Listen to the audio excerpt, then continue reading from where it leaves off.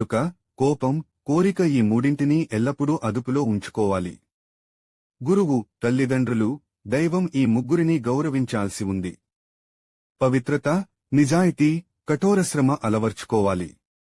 సోమరితనం, అబద్ధం, పరనింద వీటిని విడిచిపెట్టాలి. ధైర్యం, కీర్తి, ప్రశాంతత కోసం పాటుపడాలి. వాగ్దానం, స్నేహం, వాత్సల్యమీ మూడింటినీ నిలబెట్టుకోవాలి. మాట, నడవడిక, పని నిరంతరం నేర్చుకోవాలి.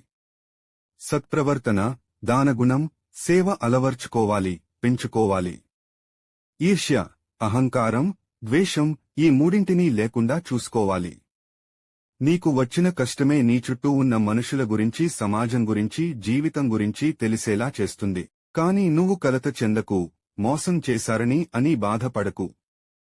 ఈరోజు నువ్వు అనుభవిస్తున్న బాధ అయినా, సుఖమైనా అది నీకు భగవంతుడు ఇచ్చినదే అని గ్రహించుకో. నా మార్గాన్ని అనుసరించు, నేను నిన్ను రక్షించడానికి ఎప్పుడూ సిద్ధంగా ఉంటాను.